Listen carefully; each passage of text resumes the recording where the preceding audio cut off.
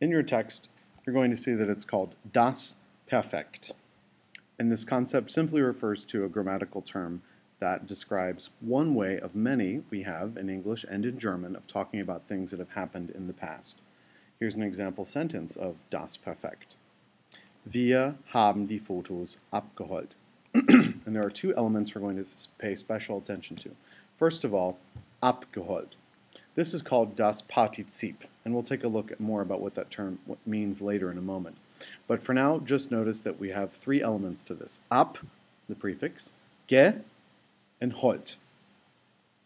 And this verb is combined with the helping verb haben, giving us wir haben die Fotos abgeholt.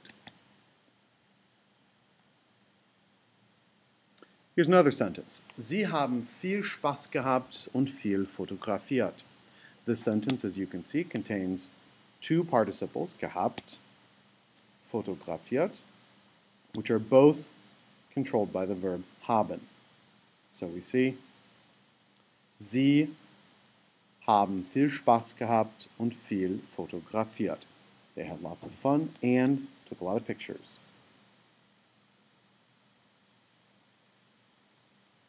Partizip und Infinitiv. As promised, we're taking a closer look at what Partizip means. Gehabt, abgeholt, fotografiert. These are Partizipien, participles. The infinitive form of each is listed on the right. Haben, abholen, fotografieren. There are a few patterns here you might have noticed. Take a moment and compare the two columns.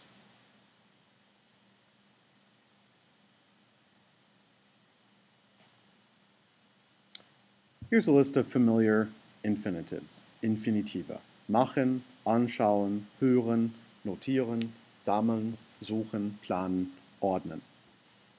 In your notes, take a moment and predict what the Partizip of each of these is going to be.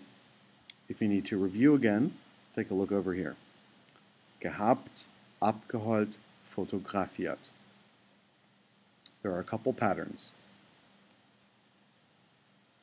So, giving it your best shot in your notes, pause the video and try to predict what the Partizip is going to be for each of these verbs.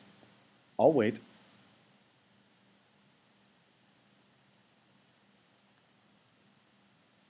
Okay, assuming you've resumed the video, here's what you should have written down.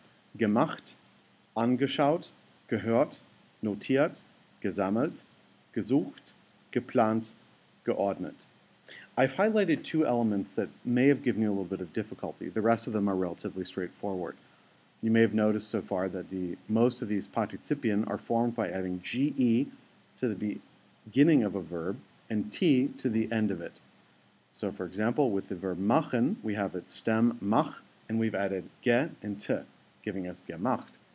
But with a verb like anschauen, we have to retain that prefix an, and the ge simply goes between the prefix, that's the thing that comes first, and the stem schau, giving us angeschaut. Verbs that end in ieren, like notieren, to take note of, or fotografieren, to photograph, we don't add ge, and we simply add t to the end, giving us notiert, fotografiert, spaziert, studiert, etc. All the other ones behave in a similarly predictable fashion.